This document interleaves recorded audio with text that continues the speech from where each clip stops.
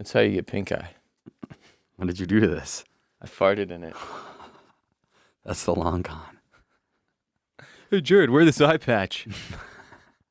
That would be like an example of something that if somebody did that to me, I think I would have to cut that person off. Yeah. Is that recording? Out of my life.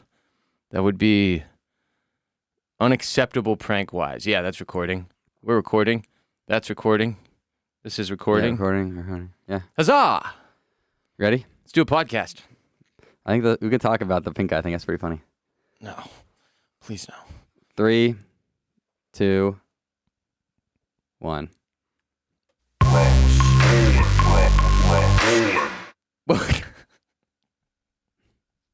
What? Between you going, we could talk about the pink eye thing, that's pretty funny.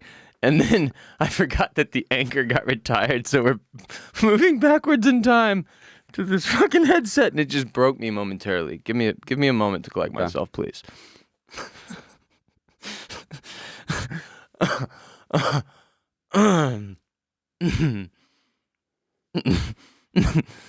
right.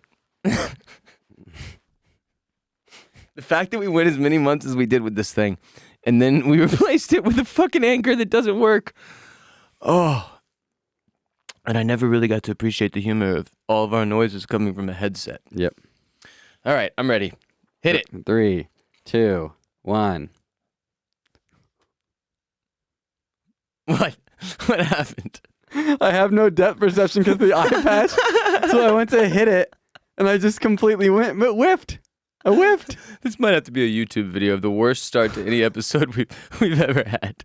I'm going to try to hit. Okay. Ben Roethlisberger. I'm going to try to hit it.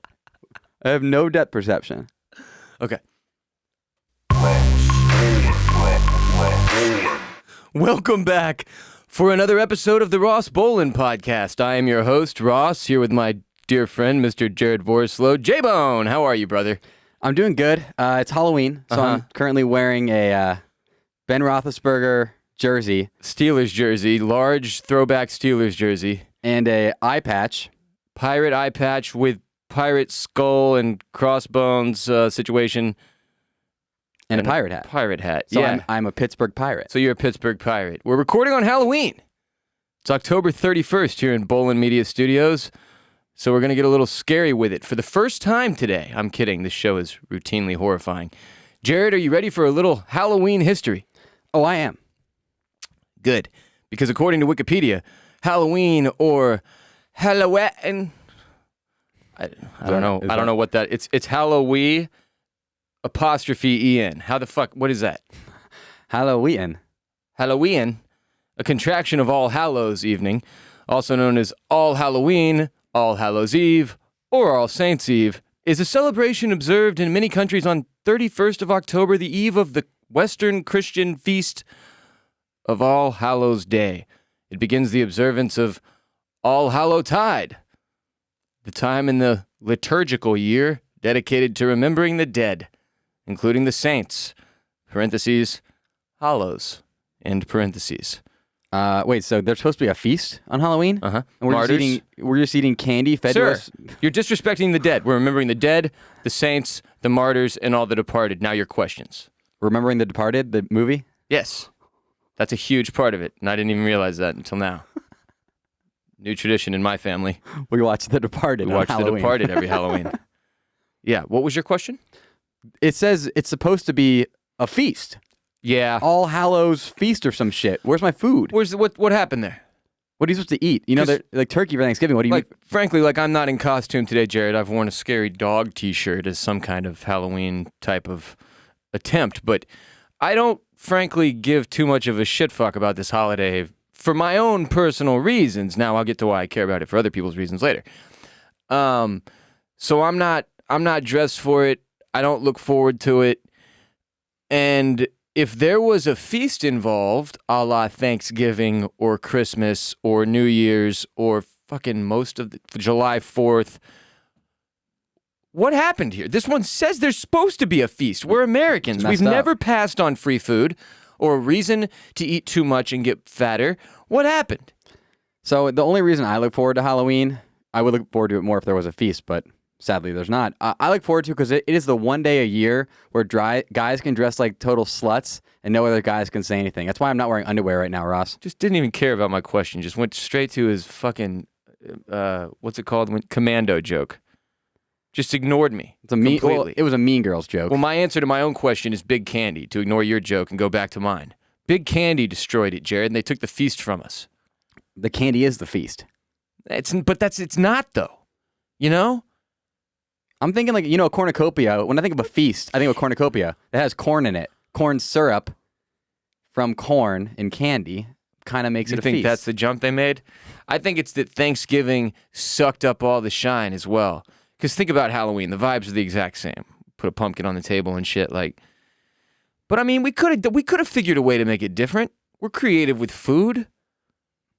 It just kind of bums me out. And I hadn't really thought about that until you really rubbed it in my currently pretty hungry stomach.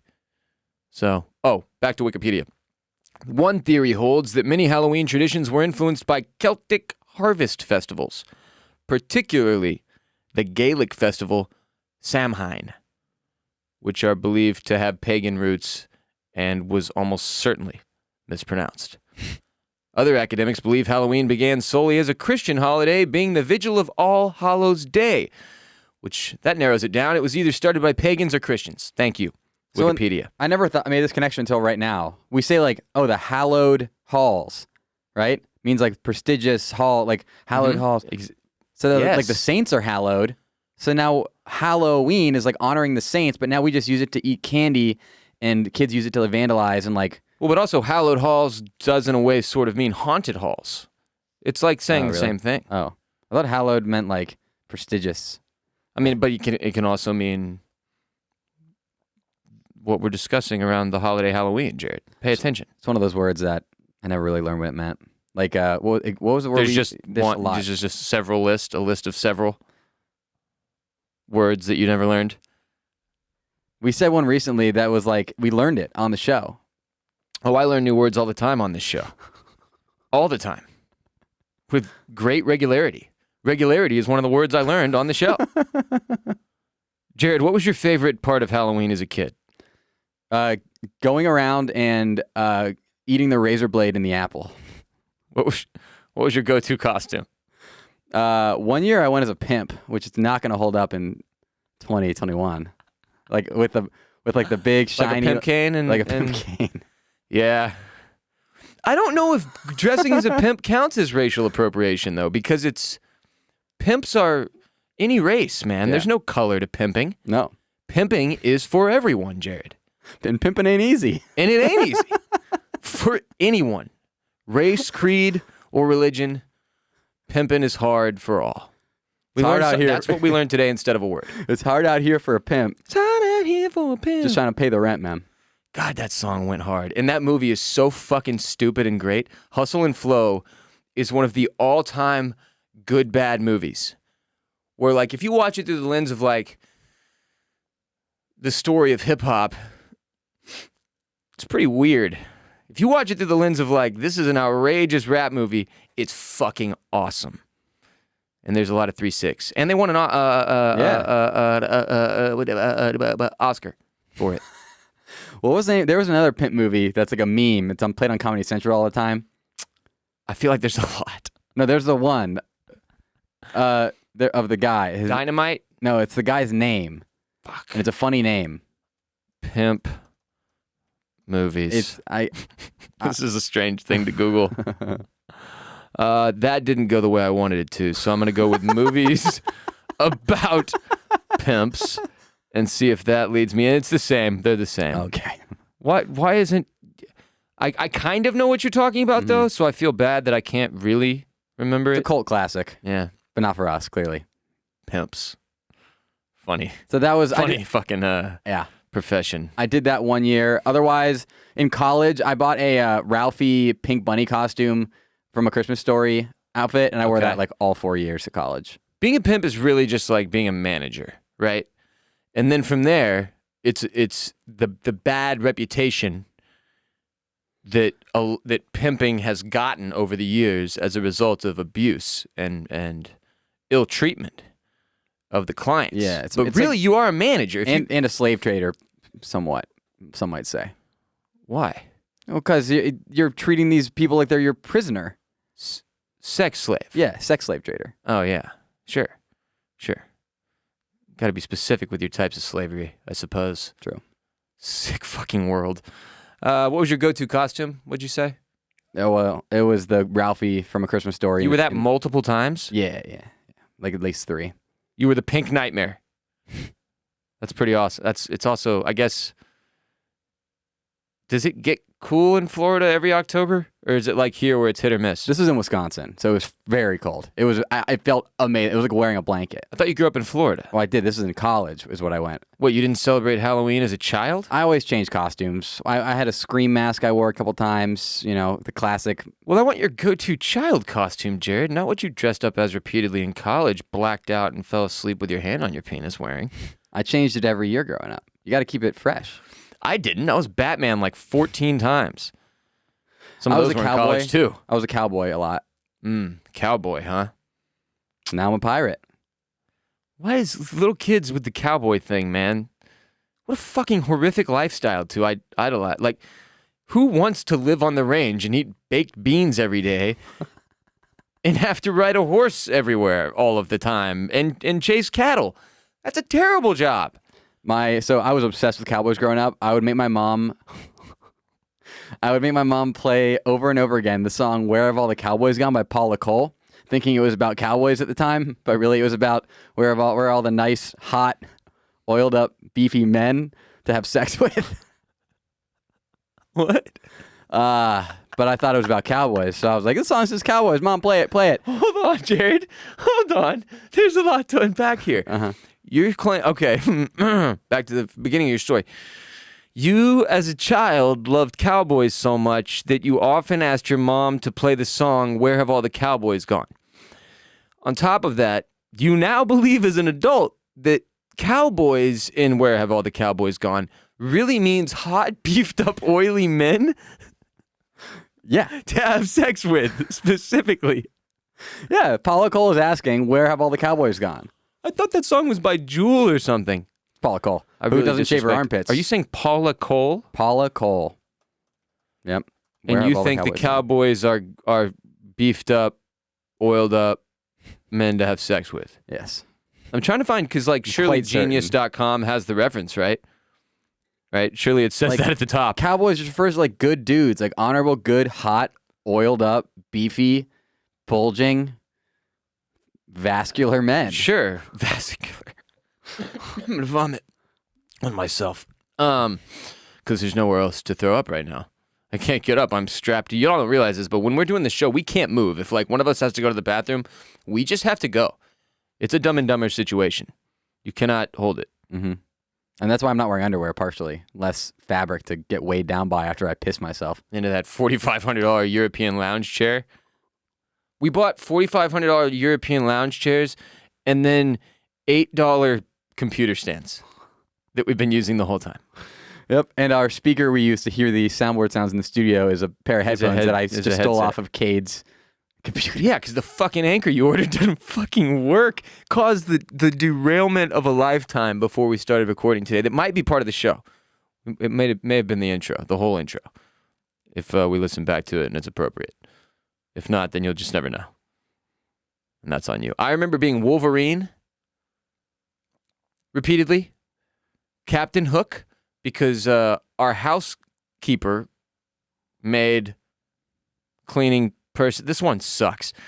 I don't know what we're supposed to call people who come and clean our homes or clean homes for a living. Cleaning I don't know what person. Cleaning person. Which I feel like is also a regional thing, but lots of people have where we are for some reason. Anyway, Captain Hook, I had a costume made, like a handmade one, and it was sick. So I was that for like 3 years because, when you get one of those, you're going to outgrow it. You're like 10. You got to get your Halloweens in while you can as Captain Hook, the great James Hook. Batman, I was many times. I was pretty obsessed with The Dark Knight as a youngin'. My dad used to tell me made up, like I would make him make me new Batman stories as bedtime stories. So he'd have to sit there and be like, Christ, Batman, yeah. So he gets a call, and they're like, Batman, oh, man, you're not going to believe this.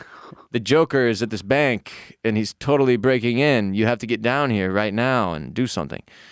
And he'd just like make up this whole story about Batman going to the bank and saying it was ridiculous. Anyway, so I was Batman a lot. Does this story end up with your dad becoming like obsessed with Batman because he like started writing fan fiction and now he's like a furry Batman style guy? Look, for all I know, my dad, who is, I think, technically semi-retired, partially retired, maybe at this point, not something he'd probably label himself, but he's not here to defend himself, so I can do whatever I want because I have this microphone. He may be spending his time, and maybe has been spending a lot of his time since I was a kid, secretly writing Batman fan fiction because everybody thought my dad was a stoner. Turns out, wasn't smoking weed at all this whole time, which is still crazy to even me. But maybe that's what he was doing instead. Batman fan fiction. Gotta get your rocks off somehow. We all do, Jared.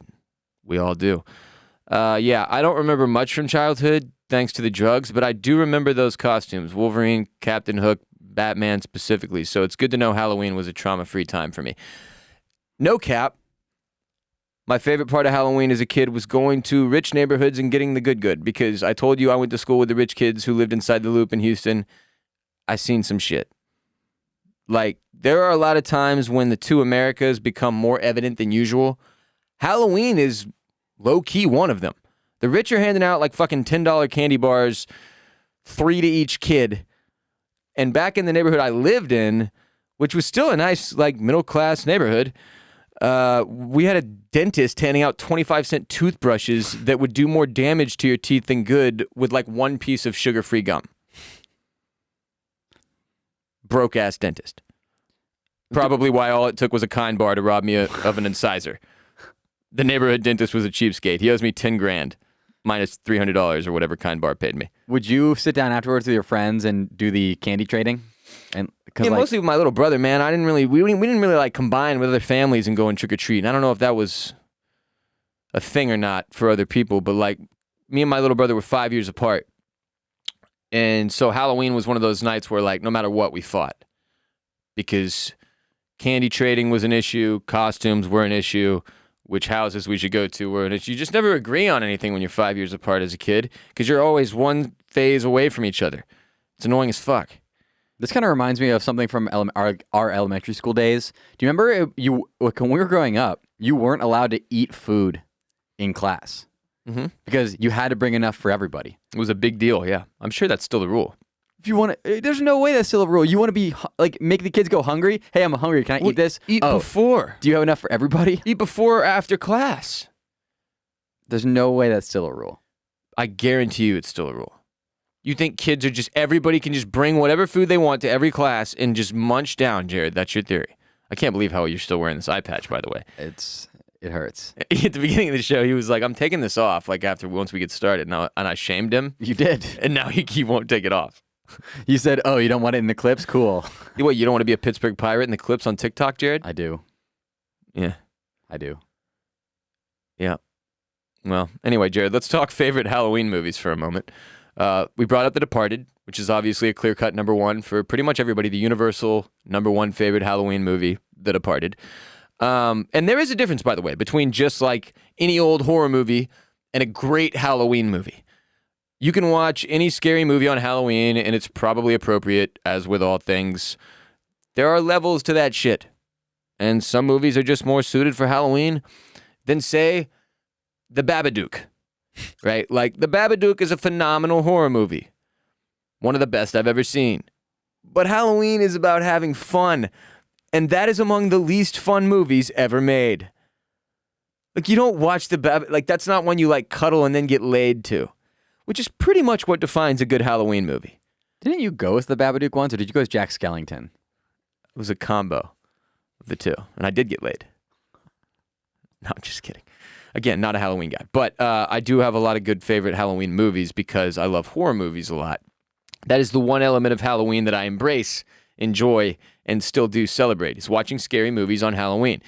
Nobody ever wants to do it with me, so it's just me by myself in the dark, terrified, shaking, and crying. But it still is a tradition that I uphold. My list is as follows. The Departed, The Shining, Hocus Pocus, which I have to say I somehow aged into, which doesn't make sense. I used to hate this movie. Fucking hated it. It was one of the ones I would roast people for if they brought it even up. Now it's near the top of my list. I don't know what's happening to me, but I've become a completely different person. Beetlejuice is a classic. Fun, creepy, weird. Michael Keaton. What's her name that's now in Stranger Things? The mom. Winona Ryder. Thank you, Jared. Mm-hmm. Why did I just become one of the Beatles? Which one? Do you want to do acid with me? Paul McCartney, because he's still alive. I want to go. Well, I could have picked a dead one today. That would have been appropriate for the hollows and such. We're honoring Ringo's alive, actually. Speaking of Ringo, The Ring. One of my favorite Halloween movies. It's The Ring is one of those movies I saw in theaters, and it fucked me up for like, I'm not exaggerating and like, oh yeah, you have a podcast, so you say stuff like you what's that called when you exaggerate? Hyperbolic. You're hyperbolic a lot. Thank God Jared's here, by the way. Can you imagine what it was like when this used to happen before you were here? Holy fucking shit. Show would just float for like 20 seconds into the abyss. What was I talking about just now? Well, speaking of you, my favorite clip ever from this podcast is you going like, you're William Ross Bolen. But Ross is my first name. Actually, it's my, do you remember that clip I'm talking about? Vaguely. You said your first name was your middle name, and then you're like your last name was your first name. You couldn't remember what your name was. You're doing what my mom does when she tells us that she has a funny story or joke, and then she can't remember it. And I'm like, what happened here, Mom? She used to do that all the time. But I did forget what I was talking about. Not a joke. You said that The Rings messed you up for a long time. Oh, I saw that shit in theaters, and for a full month, I was legitimately scared. And I know sometimes you think I might say things just because I have a podcast, and I'm gonna exaggerate and be entertaining. I'm dead ass serious. I had nightmares for like a full fucking month after The Ring. That's one of the first movies that ever really screwed with me that way. I will never watch it again. They made like 4 more of them. I saw the second and third. What the hell is wrong with me? I hated myself. I don't like scary movies. A lot of people don't, and I get it now. I've only seen like a couple. I used to think people who didn't like scary movies were total pussies. I was like, you guys are cowards. What the fuck is wrong with you? Who doesn't love a good thrill? Now I completely get it. I didn't have enough respect for what entertainment can do to you as a person. Like the real impact it can have on you. And there were always some people in my life, you know, who'd be like, they wouldn't watch anything even remotely gory like Saving Private Ryan. And I'm like, you total pussy. And now I kind of get it. But it's too late for me. I've seen too much. Way too much hentai. Yeah. You can't even eat calamari anymore. I love calamari. Also, calamari is finally getting its like doing proper in hip hop and rap songs. It's getting referenced all the time. Really? As like a luxury food, which is hysterical because it's the cheapest fucking seafood. It's like the squids that they didn't want for other shit, whatever they use squid for. Where does the ring come from? Speaking of rings, the calamari ring. That's my favorite kind of ring. I don't know what it is though. What do you mean? Where does the ring come from? Where's the ring on the squid? The squid doesn't have rings. You thinking of onion rings right now? Because that's a completely different thing, Jared. I'm thinking like the calamari ring. The calamari rings come as the calamari, or it comes as the mini squid, the baby squid, the whole squid. You either get the whole squid, the little mini squid. There are rings in there. You're not wrong about the rings, but I think that's a result of the frying process. No, I think the ring. I think what they do is they cut off all the octopi, all the arms, the tentacles. They cut off all its little hands, tentacles. And then they take the body and they cut the body up into rings and they take out the inside. I don't know how calamari works. How do you cut a body up into fucking rings, Jared? Because they're circular. You think they cut it up and then they like push out the middle? Yes. Maybe? Yes. Okay, like a sushi situation? Yes. Huh. Yes. I think that. I think it's that when one tentacle is being fried and it accidentally comes in a perfect circle and fries like that, and that's how you get the rings. Speaking of the band, A Perfect Circle. Do you know what imitation calamari is? Yes. Someone recently told me, come on, brain. Because it's the same as imitation crab. I'm pretty sure. It's not. What is it? It's a pig rectum. What? First of all, where have you seen imitation calamari as an option? That's the filet-o-fish, I believe, is made of it. At McDonald's? I don't want to speculate here. No, well, you sound like you are speculating. Back to my favorite movie. Scream is a fun one. But then Paranormal Activity, if I want to shit myself. That's another one that I saw in theaters that I wasn't right after. Like several years after The Ring, I finally recovered thousands of dollars on therapy, Paranormal Activity with my friends in, I think it was late high school. And it messed me up, man. Do you know why I didn't go see Paranormal Activity? Why? Number one, there were reports after it came out of people having heart attacks in the theater. Number two, the commercial for it was like barely any of the movie. It was just people, like night vision cameras on people in the theater watching Reaction it, freaking shots. out. Reaction shots. That's how they marketed it. And I was like, oh, okay, well, I'm not going to see I don't want to this. be that person, so certainly you're not getting my money. Yeah, I completely understand that decision now. But back at the time when I went, I almost felt like, well, I'm never going to be in the military, so this is like the scariest thing that's going to happen to me probably, so I should just do this. And it fucked me up. I wish I'd never gone and saw that movie. Did it still mess you up? And then I watched the sequel and the third, and I maybe watched the fourth. I really liked them. Famously, Paranormal Activity cost like $30,000 to make, and they made like $30 million trillion, and then several sequels, and are just right now Halloween for them is they just throw money up in the air and fucking a pile. The writers of the movie, but yeah, I don't know why I went and saw all the other ones again. I don't think I liked myself very much. The Conjuring is a classic now, and that has a whole. What happens after you're a trilogy and then there's more? A quadrilogy? Yeah, I believe it's a quadrilogy. Quadrilogy. Yeah, and that's what it is. Sleepy Hollow with Johnny Depp. All-timer. The old Ichabod Crane classic. Get the head removed by the Headless Horseman. You a big Headless Horseman guy, Jared? I like when the horsemen have heads? Yeah. I like the headed horseman. You like your horseman headed, don't you, Jared? Yeah. Don't you? The Witch was a more recent one I saw in theaters that I'll be honest with you. The night I saw The Witch, which features Anna Taylor-Joy of now chess fame. What? When I saw it in theaters, the Queen's Gambit. When I saw it in theaters, I left the theater and I was like, that was fucking weird. And I went home and went to sleep and I was fine. And then like 3 weeks later, I woke up and was like, that movie was fucking horrifying. I don't know what it was a ticking time bomb planted inside of me. It's really creepy. You know how Paranormal Activity's a combination of all the bad things about horror movies, but the predominant one being that it makes you jump. Jump scares. That's why I don't like horror movies. Horrifying jump scares. Like somebody's laying in bed and suddenly their covers get ripped off of them and you shit in your pants and you have to cover that, the sound of you shitting with your crying so that nobody around you hears, so you're not embarrassed. I will be the guy who turns down the volume when I think a jump scare is imminent. Do you cover the eyes, close the eyes? No, I just turn the volume down. Because the only thing that scares you is the audio. Oh, see, I could give a fuck about that. I'm totally the opposite. That's weird. I leave it up, but I won't lie. I'm like, oh, I don't want to see this.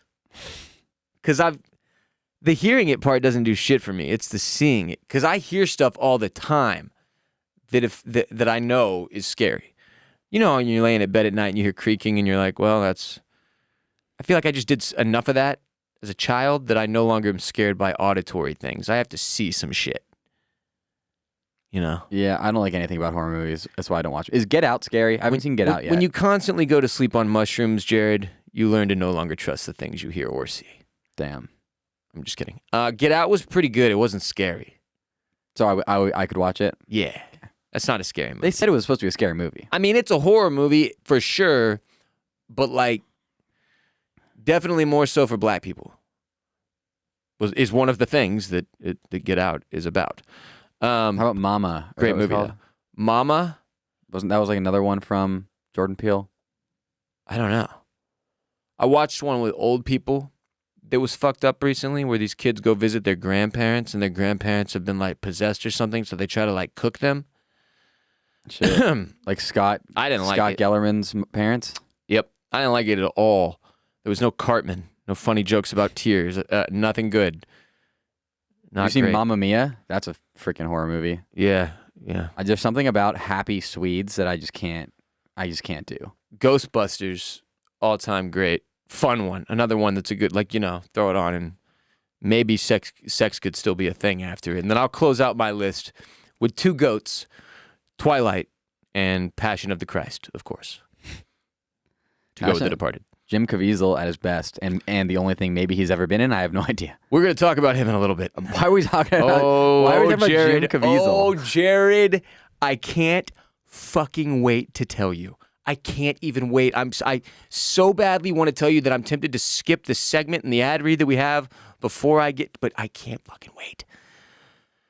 Anyway, back to Halloween for a few more minutes. It's 2021, and when you and I were youths, even more so when I was a youth, as I am even more ancient than you, kids ran around their neighborhoods all dressed up, trick-or-treating and pulling pranks, wrapping houses, eating candy, telling stories, finger-fucking all night long, with no real concern for anything. Nowadays, I imagine it's a lot like The Purge. Like, if you want to go out there, dad is in full Kevlar and carrying an automatic assault rifle of some kind, and mom stays home praying for the family while the kids have to test each individual piece of candy they get with a home science kit to make sure it isn't laced with fentanyl. Yeah. I feel like kids these days will never really know that joy of unbridled freedom in the neighborhood. Yeah. Just doesn't exist anymore. Like, speaking of, I'm taking the baby trick-or-treating tonight. Not the baby, the rapper. Okay, that would be something else, though, huh? That would be something else. I will say, the only part of the Chappelle special that made me reconsider or think differently about anything is the baby. I am not canceling him. He has a long way to go and a lot of learning to do as a young man. But I'm not canceling him for one dumbass, hate-filled, homophobic rant. He needs to learn and be given another chance. That was essentially the entire special, if you frame it up, was Yes. him trying to save the baby. Yeah. Yeah, well, I think he did. And I'm also trying to save the baby, my girlfriend's toddler, and we're taking her trick-or-treating tonight. There's no goddamn way a piece of stranger's candy is going near her actual stomach. Roro is switching that shit out with apple slices and Flintstones vitamins or something, because you think I trust these people? They're all California refugees paying triple what the houses are actually worth. And I heard in California, they hand out candy made by the elite corporate pedophilic cabal running our country to microchip our children. Fuck that noise. Yeah, I've heard this. You seen this? Have you heard about this? I also heard that a lot of California people accidentally give out weed candy to kids because, like, the Sour Patch ones. Because they don't even know the difference anymore because they've had it there for so long that all candy is just weed candy. Fucking Californians, Jared. There's a Grateful Dead /Fish cover band concert. I think it's 2 different cover bands tonight at a place I was going to go to, and then we canceled because I was like, this place is going to be so full of Californians that I won't be able to get away with this Pittsburgh pirate costume. Ben Roethlisberger. And Jared, speaking of scary, you know what can be scary? Going at your dick and balls with a fucking razor that wasn't made for your downstairs mix-up. That's a horror movie right there. Today's episode of RBP is brought to you by Manscaped, the company that wants to be sure you or the man in your life have the correct tools to be hygienic and carefree, perhaps even hair-free all winter long. It's ball and dick shaving season. Let's go, boys. There's nothing better than the cold winter air on your hairless nutsack. Everybody knows that. Yep. Right, Jared? Yes. That feels so good. Oh, gosh. Manscaped is the best in men's below-the-waist grooming champion in the world, offering precision-engineered tools. Precision-engineered tools for your family jewels. Manscaped just launched their 4th-generation trimmer, the Lawnmower 4.0. You heard that right, 4.0. This thing has a fucking flashlight on it. Okay, no bullshit. After the Astros lost last night, I was about to go Britney Spears and shave my head, but decided instead to shave my balls. Wow. And I was already crying in the bathroom. So I busted out my Lawnmower 4.0, but the light bulb was also busted in the bathroom. Have no fear, I was crouched over that toilet with my Lawnmower 4.0 and its built-in flashlight just getting the fucking job done. Have yourself a night, Bill. Yeah, no. Wow, it's one way to cope with the Astros loss. It certainly is, Jared. Now, for those of you who are like, well, I've been on my Manscaped and my downstairs mix-up is immaculate. Well, I just used their weed whacker to trim my nose hairs for the first time in my life as a 34-year-old man. And my God, Jared, look how far you can see into my nose. I can see your brain. Holy hell, you can see my whole brain in there. Jared, now tell us how well your penis and testicles are groomed because of Manscaped. I'm kidding. Join over 2 million men worldwide who trust Manscaped with this exclusive offer for you. 20% off and free worldwide shipping with the code RBP20 when you check out at manscaped.com. That's MANSCAPED, manscaped.com. RBP20. 20% off, free shipping, manscaped.com. Unlock your confidence and always use the right tools for the job with Manscaped. Grab your light, this is stuff to Wikipedia when you're high. Stuff to Wikipedia when you're high.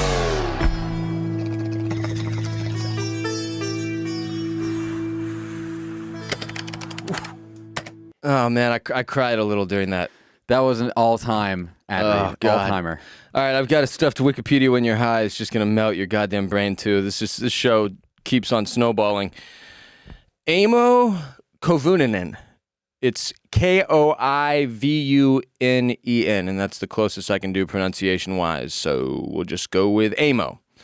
Amo was a Finnish soldier in World War II and the first documented case of a soldier overdosing on methamphetamine during combat. The Finnish meth soldier? It's a meth podcast. Amo was assigned to a ski patrol on April 20th, 1944, along with several other Finnish soldiers. 3 days into their mission, on March 18th, the group was attacked and surrounded by Soviet forces, Jared, from which they managed to escape. Amo became fatigued after skiing for a long distance. This is like a James Bond movie. He's escaping on skis. But he could not stop. He was also the sole, I assume because he's being chased. He's also the sole carrier of Army-issued Pervitin, or methamphetamine, a stimulant used to remain awake while on duty. The Russian army handed this out, or the many armies have handed this out. The Finnish army, the Russian army, many armies have handed out uppers to keep their soldiers awake when it's needed in time of war. But this guy, Amo, is carrying all of it for like a whole platoon or whatever, right? So he has trouble pulling out a single pill. He's on the run. He's trying to survive. He needs one. He's trying to get out a single pill. So Amo, guess what he does, Jared? Instead, he empties the entire bottle of 30 capsules into his hand. And he takes them all. Now, why he didn't just go, God, I can't get a single one out right now, and I got 4, and just drop 3 then and take 1 or whatever. Just stop for a second, Amo. You're skiing, I get it, but like you're skiing and you're trying to do meth. And sometimes when you're skiing and trying to do meth, you have to stop for a second, Amo. He didn't. He took all 30 of them. So it says he had a burst of energy, but then he entered into a state of delirium and lost consciousness. He remembered waking up the following morning, separated from his patrol and having no supplies. In the following days, so remember, he has put 30 meth tablets, enough for the whole squad, into his body. So in the following day, he's cracked out of his fucking mind. He's tweaking his balls off in the woods like Christopher and Paulie in The Sopranos and Pine Barrens. There's a reference for you, Jared.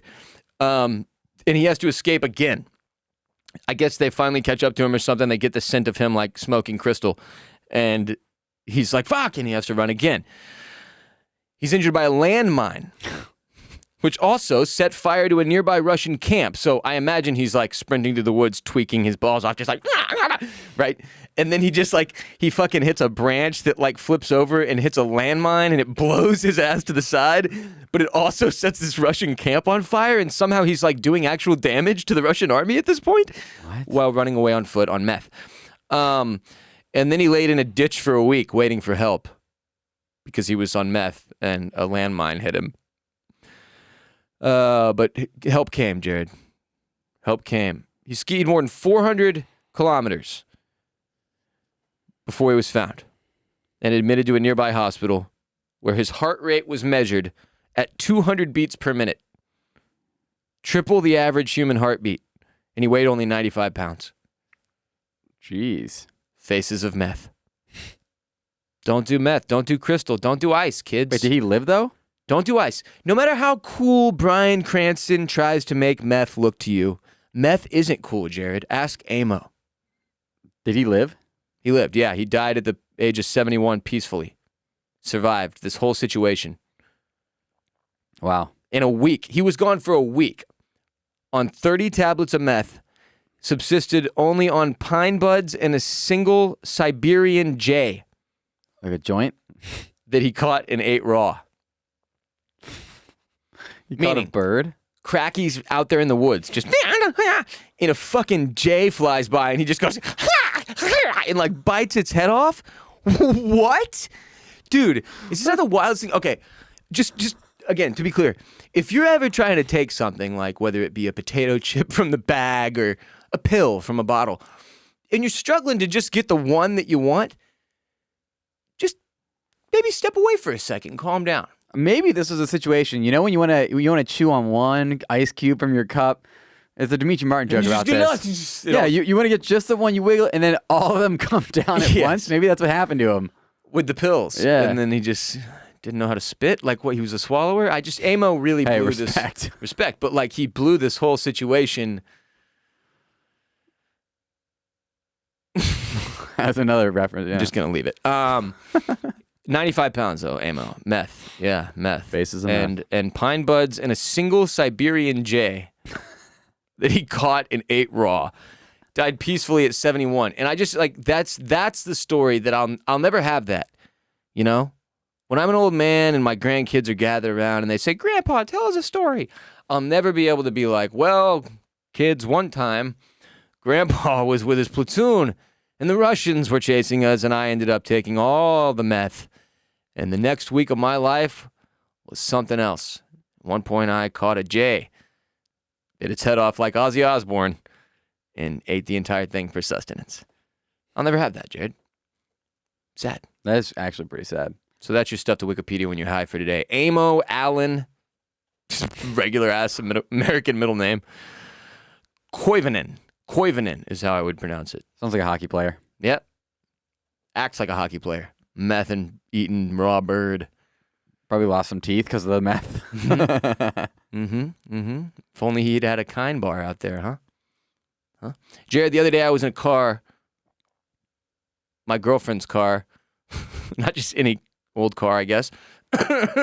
And she goes, we're listening to music, and she goes, "I'd never really listened to the words of that song before. I actually really like it." And I was like, "What the hell have you been listening to?" Now, let me start by saying she's a beautiful, amazing woman who can listen to or not listen to whatever she wants forever, and I'm good by her decision-making. Now, that being said, it blows my mind that there are many of you out there just going around listening to music and not knowing the words. What the fuck is wrong with you? And this is how we got into the semi-charmed life situation we were in, that people seem to have forgotten so quickly. And lest we forget, Jared, if we forget history, we are doomed to repeat it, or something along those lines. If you know your history, then you know where you're coming from. Paraphrasing Bob Marley. Also, yes. Thank you, Pirate Jared. You look so unhappy. Oh, God. My eye hurts. I'm still wearing the eye patch. You can't just go around listening to music and not knowing what the words say, though. Like, I'm sure the Nazis had some bops, but the lyrics were surely questionable. So we don't That's just a good point. Yeah, we don't know. just dig through the Third Reich's catalog and pull the hits. Like, you need context, right? So you're saying you have to know every word to every song you like because there might be some sort of like Yes. racist thing in it? Specifically Hitler and Nazi related, though. Polka music, yeah. Yeah, but You got to watch out for polka music. This is the entire reason the Red Hot Chili Peppers exist at all, because you're all going around listening to music without caring what the lyrics say. So that guy just said, fuck it, and just threw a bunch of random words together. What's your favorite RHCP song, Jared? I don't like Red Hot Chili Peppers. Okay, name one of their songs that I can make fun of quickly. Bridge Over Troubled Water or whatever. What? Under the Bridge? Is that what it's called? Yeah, sure.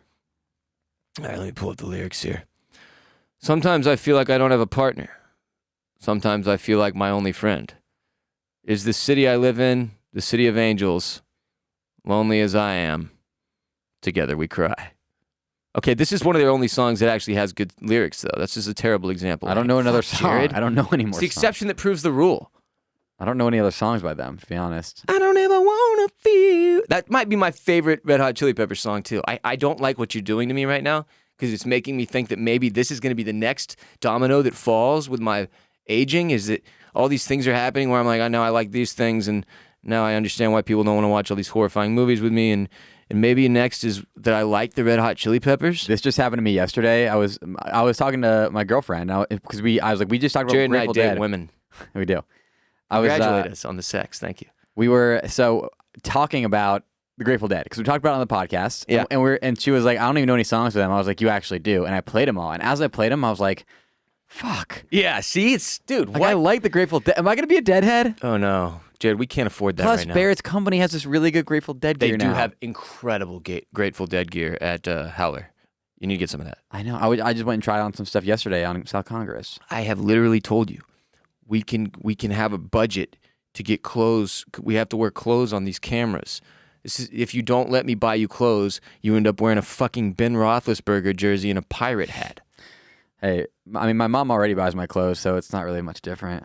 My boss, my mom.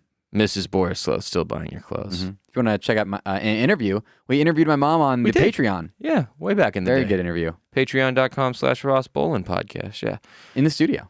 Anyway, I'm.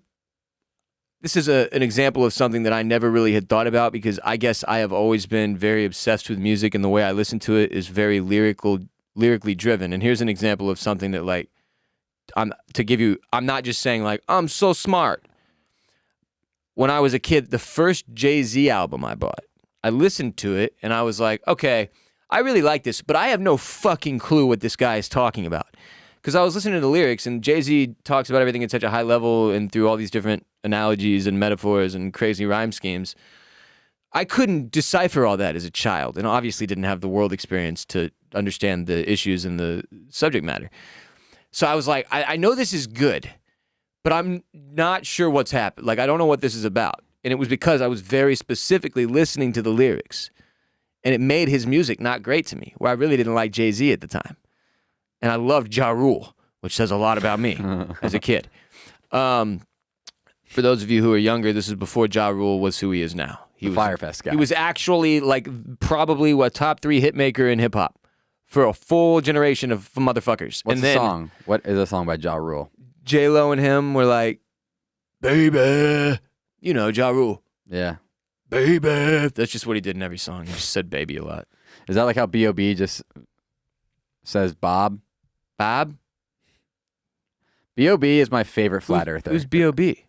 Bobby Ray? I don't know who this Can you is. pretend that airplanes in the night? Oh, well, that's No, Haley fuck that- Williams. but- fuck whoever that nah, is, too. dude. Fuck that whole That's song, Paramore. dude. You don't like Paramore? Fuck that song hard. No. It got stuck in my head for like 2.5 years. Yeah. Did not like. Well, he also has a song with the guy from Weezer. I got the magic in me. The guy from, you know the weirdest things. Rivers Cuomo is his name. Go on. Is he related to the New York Cuomo? The guy who's he's not. What is it? I'm not He's perverted. not I'm perverted, just Italian. He's just Italian. That guy? I don't think they're related, but maybe. This episode of RBP is also brought to you by Cuts Clothing. Fellas, the sport of business means demanding excellence from your craft and your wardrobe. Your fits need to be versatile, blending timeless style and comfort so that you look as good as you feel. And for that, there's Cuts Clothing. They're the best t-shirts in the game. You see me wearing them all the time on Twitch, on social media. Sometimes I wear them to sleep, Jared. They're very, very comfortable. Whether you're hustling for promotion or working on your golf swing or just chilling with friends, Cuts Clothing keeps you feeling good and looking sharp, and that's what's so great about them. You can wear them anywhere, anytime. Built for performance in the bedroom, the bar, or the gym, Cuts Clothing keeps you sharp wherever the game takes you. GQ magazine calls it the only shirt worth wearing, the perfect t-shirt accomplished. They became world famous for their shirts that look that look as good as they feel, and whatever life throws your way. Like I said, I'm wearing Cuts 3 to 5 days weekly, but now they're reinventing work leisure below the waist as well with their new always-on joggers designed to never take a day off, even when you do. So Cuts had you on the t-shirts, and they had you above the waist, and now they have you below the waist as well. Everyone knows I'm a joggers guy. Everybody knows I rides for Cuts, tees, and their hoodies, and now we've got joggers. They are taking over my closet.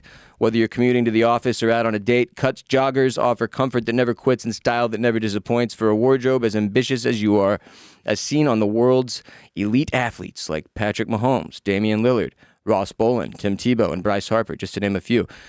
It's not just a lifestyle. It's not just clothing. It's work leisure apparel for the sport of business. Get 15% off your first order at cutsclothing.com/RBP.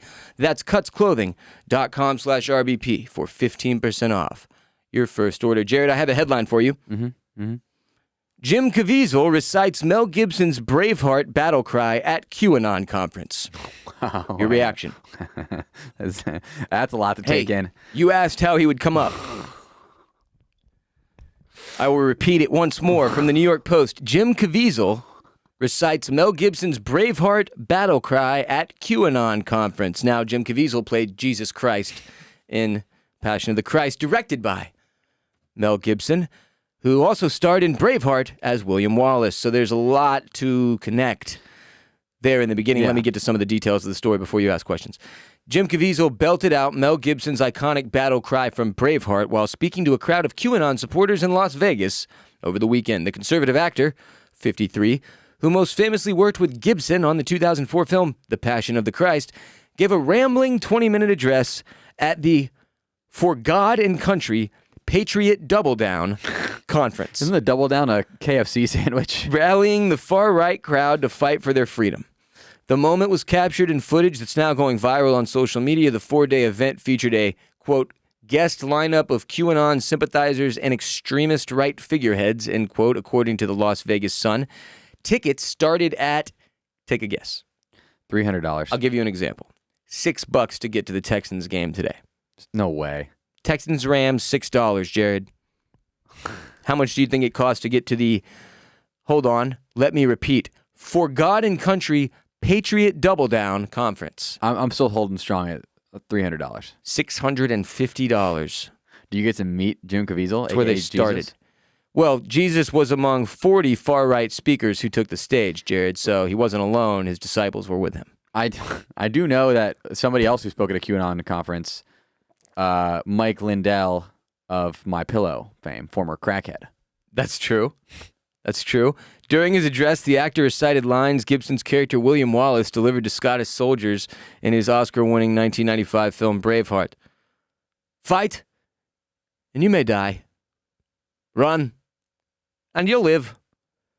At least a while. And dying in your beds many years from now, would you have been willing to trade all the days from this day to that for one chance, just one chance, to come back here and tell our enemies that you can take our lives, but you can never take our freedom? He did that unironically at a QAnon conference. And he's Jesus, so his word is canon. Video from the event showed the large crowd cheering enthusiastically before Caviezel ominously states, "We are headed into the storm of all storms. Yes, the storm is upon us." Well, no. Meanwhile, Mel Gibson hasn't publicly responded to Caviezel's quoting of his Braveheart lines. I feel like he's not going to have too much of an issue. Here's the cherry on top. Last year, rumors surfaced that Gibson and Caviezel were reuniting for a Passion of the Christ sequel. Passion of the Christ 2, Electric Boogaloo. Project has not yet been confirmed. A sequel. What is the sequel? Is it Easter? Jesus' Revenge. Is it Easter? I think it might be Easter. I need to see that movie. And if they let Tarantino get involved, that's the movie we all need to see. I want to see Jesus' feet. I want to see I want to wash Jesus' feet. But we also we want to see Quentin Tarantino, Mel Gibson get together, direct, co-produce Jim Caviezel, Jesus Christ, Part 2, Easter, There Will Be Blood. And it's him rising on the third day, but then instead of going by the Bible, you let Tarantino do his thing, and it's just Jesus going on an absolute fucking serial killing spree. Like Grand Theft Auto style, like just killing everyone with the Easter Bunny. I've abandoned my disciples. Yeah. Yes. I seriously would watch that. That's sick that I would watch that, but I would. Yeah. Caviezel's a known QAnon guy at this point. He's been to several events. Back in April, he made an appearance at a, quote, health and freedom conference, end quote, in Tulsa, Oklahoma, that concluded with a COVID-19 mask burning ceremony. So that lets you know where Jim is at. Jim Caviezel, man, I did not see that shit. I guess we should have. Like, just the association with Mel Gibson at this point seems to be not a great thing. What's that movie? The second movie Mel Gibson did, Apocalypto? I loved that. Really? Like, I saw it in theaters. It was a lot of fun. I mean, that's not one you rewatch or like get on Blu-ray or whatever. That's not a thing Is that about anymore. the Mayans or something? Remember Blu-ray? Dude, remember when Blu-ray savagely skull-fucked Laserdisc and DVD out of existence? It and was everybody HD, was like, DVD versus "Man, Blu-ray They for a did little it, bit. Blu-ray. Because I remember hearing Blu-ray and being like, that branding name is absolutely not going to defeat DVD. I'm sorry, that's not going to happen. It's just not possible. And then now Blu-ray is gone because who buys a physical movie in 2021? Even I'm not doing that anymore, and I'm Bill Boomer when it comes to DVDs, Blu-ray collection. I've got a whole fucking collection. Yeah, my brother is still trying to get like the new Xbox for its Blu-ray player. He still likes Blu-rays. You know, you can just go get like a $25 Blu-ray player at a gas station in 2021, right? He has Ishtar on Blu-ray, the noted Dustin Hoffman, Warren Beatty film that went down as one of the biggest box office flops of all time. Actually a really good movie. You should check it out. Okay. Then one time my family and I was at a trivia night at a pizza restaurant in Vermont, and our team name was Ishtar on Blu-ray, and then we won the entire trivia tournament. Was there a question about that film? No. Well, that would have made the story worth it. The reason why we won is because one of the topics that had 10 questions in it was Yiddish words, and we were the only Jews in the entire bar. Get cocking off and That's yum. exactly why anti-Semitism exists. Because the Jews control the trivia. And the news. And other huge news, Jared. Last week, Jared launched the newest Bolen Media podcast, Formula Bone F1 Show, available on Spotify, Apple Podcasts, wherever podcasts are played, hosted by Jared Borslow. Jared, I will let you read. You don't have it in front of you, so I'll read it. The synopsis for the show, for those who don't know. Whether you just got into Formula One via Netflix's Drive to Survive or are a lifelong F1 fan, the Formula Bone F1 Show is for you, featuring a mix of technical analysis and total nonsense from comedian Jared J. Bone Borslow. This podcast is designed to drastically enhance your Formula One experience and keep you fully entertained before, during, and after race weekends. Well, kids, our own Formula Bone F1 show, in large part due to the support of the RBP gang, I'm sure, was the #1 F1 podcast in the world over the weekend, and a top 50 sports podcast on Apple Podcasts. Absolutely huge, massively successful launch. Big congratulations to J-Bone and all the members of the Bone Brigade. If you've never queued up, please clap, and don't have it queued up now. I really am taking the soundboard away next week. Please clap. Wow, that was fast. Usually he goes for it, and then he hits the wrong one, for those of you who've been here. But today, quick execution for another congratulations. Yeah, Jared, speak on what has occurred here. Yeah, so I put out the podcast on Thursday, and I was like, hey, I need the support of you guys. Like, I knew that we were going to have a nice solid base of listeners because of the Bone Brigade, the Formula Bone fans. And I had enough people rate and review the show. Really, really appreciate that.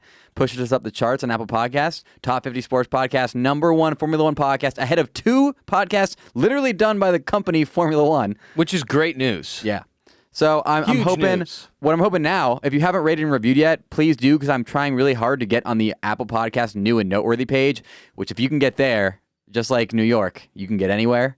You can get anywhere. It's true. I believe Ross Bowen Podcast launched on the new and noteworthy page back in the day. I've definitely been there with some show. I don't know if it was RBP or OCC. It was sick. Yeah. Yeah, so awesome launch. Thank you guys so much for rating and reviewing. If you like Formula One, haven't checked it out yet, please do. If you just like Drive to Survive, you'll really appreciate it. What I talk about in episode 1 is recapping my experience at the United States Grand Prix and how Formula One is taking over America. So you don't even have to like Formula One really to understand those topics. No, it's a pretty good introduction to just the sport in general Yeah. and kind of what's going on, why it's been so talked about of late. If you are curious about that, then episode 1 of Formula Bone F1 show is perfect for you. Mm-hmm. So get excited. Next podcast coming out this week. Yeah. Let's go. Let's go. This is what Bolen Media is all about. Jared being the first case study and proof of concept. But what we do is get talented creatives, enable them to create, and then turn them loose with a support system around them to achieve everything they need. So thank you so much to all of you who have listened to RBP and OCC and supported us on Patreon and social media and shared the shows with family and friends, fulfilling your legal obligations and generally sticking around with me through the growing pains. Y'all are the reason we are able to get to this point, and I am forever grateful. So now we dance in the sunlight. Formula Bone to the moon. J-Bomb. J-Bone. So if you haven't, again, already, follow Formula Bone wherever you listen to podcasts. Rate and review if those are options. Follow at Formula Bone on all your social medias and tell all your F1 people about the show. Speaking of F1, today's episode of RBP is also brought to you by MyBookie, where you can bet on F1 as you follow along each race with Formula Bone. So I have bet on one F1 race so far on MyBookie.ag. When Jared gave me a tip, I took Verstappen to win, and he did. It was glorious. I'm 1 for 1 on F1 thanks to Formula Bone. Whether it's F1 or the World Series, once that's over, the NFL, NBA, NHL, MLS, or MMA, MyBookie.ag has the latest odds, live lines, and prop bets for all your sports betting needs. And if you're not into sports, MyBookie's online casino is a blast. The live casino is even better, in my opinion. With live dealers, you're actually watching someone deal the cards and spin the roulette wheel and shit. It's tight. The future is now at MyBookie.ag, where when you use the code RBP to sign up, you'll get a double deposit bonus, meaning if you put in $100, they also put $100 in your account to play with. Stipulations apply. Support the show. Use the code RBP when you sign up on MyBookie.ag today to bet on F1 or the NFL or hit the casino or whatever you want, player. Code RBP, MyBookie.ag to double your first deposit today and support the podcast at the same time. That's a win-win. Sports! It's been a while since we did a call to action for y'all to rate and review the show.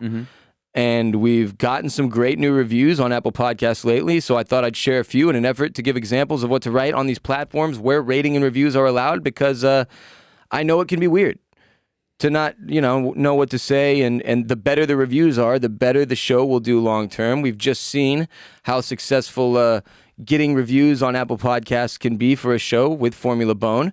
Proof of concept there. So without further ado, here are a few examples of the latest reviews on Apple Podcasts for RBP for those of you who need to hear. From Myrtle Mike, titled RBP is Right for Me. Hello, gang. This podcast will melt the marshmallows in your hot chocolate. Ross's voice is like a warm weighted blanket, and J-Bone's voice sounds like it's covered in melted Amish butter. Their banter is like a sweet symphony of chaos and love, like a burnt hot dog in a brioche roll. I listen to them while walking the pups or arguing with my wife. My 12-year-old has been caught several times trying to listen to the Texas-based masterpiece known as RBP. Living in South Carolina is an all-new level of danger with all the murders going down, and listening to this pod makes me feel somewhat safe. I like Myrtle Mike. Peace be with you, with all of you, and see you over yonder. Myrtle Mike. Thank you, Myrtle Mike. Thank you, Myrtle Mike. Here's one from Henry Goldsmith titled, You're Missing Out. This podcast has come a long way and will not be stopped. RBP is now funnier than ever, and each episode is unique and enjoyable. With an active community and something for everyone, the Ross Bolen podcast also has the best Patreon subscription money can buy. It's true. Thank you, Henry. One more. Gabe the Babe 96, titled, Laugh, Cry, and Think. Jim Valvano once said, if you laugh, you think, and you cry, that's a heck of a day. This is the only podcast out there that really truly enables all of these and more in a single episode. Whether you're looking to take your mind off the day with some goofy segments like insane headlines of the day, feeling at your absolute lowest and need a reminder that other people are going through it too, or looking for some interesting perspective on the everyday stressors of life, this is the podcast for you. These guys really care. I've messaged them before with questions, comments, and asking for advice, and they respond. Could not recommend this more to anyone. There's something in it for you because it touches all the facets of everything. Enjoy. Touching words, Gabe the Babe 96. Thank you very much. We truly are a podcast about everything, the opposite of Seinfeld. So, like that. Those are some great examples, Bone. You can make them funny, like our first reviewer, Myrtle Mike. Also, very meaningful. That was pretty much perfect, Myrtle Mike. Funny and meaningful. Crushed it. That's a heck of a review. Share how the show has impacted you or what it is that you love about it or whatever, but generally that's the point. And those are very substantial, well-written reviews that I just shared. You can just do a couple sentences. It doesn't have to be all that crazy. So we really would appreciate it. If you're listening on Apple Podcasts and you have not reviewed RBP before, take a couple minutes really quickly, do so, give us 5 stars, write a review, put some effort into it if you really want to. And then we had a contest on Patreon this month, which it is the last day of. We're going to pick our favorite review and send that person a big prize package in exchange for all the effort from y'all. So go to patreon.com/Ross Bolen podcast and share your review with us. You'll see the post. So I think it might be pinned at the top. If it's not, I'll pin it to the top after this episode. The post that is housing the contest, basically, you put your review in the comment section, and we are picking from there. So For those of you on Apple Podcasts, do it now. If you're on Spotify, they're like adding a rating system for some people. If you have it and you see stars, hit all 5 of them, please. We would appreciate that very much. Yeah. Also, we have a very special guest on Wednesday's show. I'm not going to say exactly who it is. He's a Houston rap legend, just really a hip-hop legend in general, if we're being respectful, and we are. And the man many know as largely responsible for Drake's career, potentially the most excited I've ever been for an interview. So make sure you're back for Wednesday's episode. It will likely drop in the late afternoon or evening due to scheduling of the aforementioned interview. Another big thing coming up. The Bolen Media House Tour is going to be on our YouTube page within the next couple weeks, I would say. Jared and I have had a lot going on, launching Formula Bone and banging the can and whatnot, but we did hit our goal of, 3,000 subscribers on the RBP YouTube. So if you like YouTube and you want to watch the full video of the episodes, hi, everybody, we're waving to the camera, and only those of you on YouTube can see that that's happening right now. Yar, I'm a pirate, a Pittsburgh pirate. Yar. Look at me, I'm tweaking my nipple. Yay! Yeah, we have a YouTube page. Go to youtube.com, search the Ross Bolen podcast, and you'll see it. You can watch our videos in full. And coming soon there on YouTube will be a house tour of the Bolen Media Content House, which we're excited to give y'all a glimpse into the little world that Jared and I have built over the last half a year or so. Support our sponsors would be another note to end the show today. That's the way we make money. That's the way this business grows. That's the way the show exists at all. Our sponsors pay us. And we pick sponsors very carefully to make sure that we're only bringing y'all ones that we actually use ourselves, enjoy, and really stand behind. And an important note is that let's say you listen to a lot of Bowl Media shows, which we hope you do, Formula Bone, Banging the Can, Ross Bolton Podcast, Orchards, Clams, and Cockles, use the code from the show that you got the ad read from. Right. We have a lot of the same ad reads across different brands. Right. So use the code from the show that made you buy. Thank you, Jared. Yeah, so support our sponsors. It's the way that the whole thing works is our sponsors pay us money, and then if enough of you use the codes and go buy their products and look at their website, then later on they give us more money and they buy more ad reads, and that's how the show continues to exist. So if you've ever been like, what's with the sponsors, or how do ads work on television and radio and podcasting, and that's exactly how they work. The price of the ads is generally based on the size of your audience and the effectiveness of your ability to convert that audience, and that's the entire fucking podcast business in a nutshell.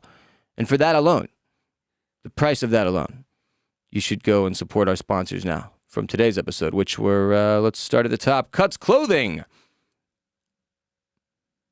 MyBookie, Manscaped, and MyBookie. So go to cutsclothing.com/RBP, go to MyBookie.ag and use the code RBP, and go to Manscaped.com and use the code RBP20. All right, so that's it for today. We appreciate y'all. Hope you have or had a very happy Halloween. Thank you for being here. Rate and review. Tell everybody you know. We are out the dough. Peace.